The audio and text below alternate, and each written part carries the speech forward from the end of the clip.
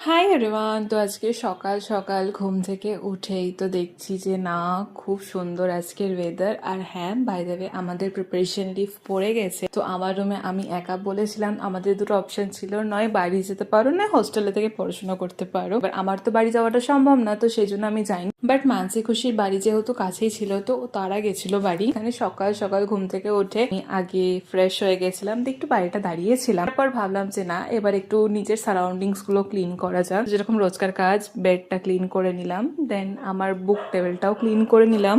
তারপর আজ যেহেতু সোমবার, তো সেই জন্য ভাবলাম যে না, আজকে হেয়ার ওয়াশ করবো। তো সেটার জন্য আগে ভালো করে মাথায় চাম্পি করে নিয়েছিলাম, বিকজ এখানে যা গরম পড়েছে, সারা রাত তেল রাখার মতন মাথায় ক্ষমতা আমার নেই। তো সেই জন্য আমি চাম্পি করে নিয়েছিলাম। দেন আফটার দ্যাট আমি এখানে ব্রেকফাস্টে যাইনি, বিকজ আমি লেট উঠেছিলাম। আমি সারা রাত ধরে পড়ছিলাম আর আমি লেট উঠেছিলাম। তো সেই জন্য আমি এখানে ব্রেকফাস্টে ছোলা মুখ ভিজিয়ে একটু চাট মশলা মশলা দিয়ে খেয়ে নিলাম। আর স্টাডি টাইম, বিকজ পড়তে তো হবেই। আর এইবার এক্সামটা নিয়ে জানি না কেন আমি এতটাই স্ট্রেসড আউট ছিলাম যে আমার কিছুই ভালো লাগতো না। আমি বাড়িতেও সেরকম কথা বলতাম না, ফোন চালাতাম না। আমি মানে পুরো পাগলের মতন হয়ে গেছিলাম। মানে হয় না, সারা রাত জাগার পর একটা স্ট্রেস, এক্সামের স্ট্রেস যাদের যাদের হয় তারা তো বুঝতেই পারবে। তো তোমাদের মিনি ব্লগটা কেমন লেগেছে আমাকে অবশ্যই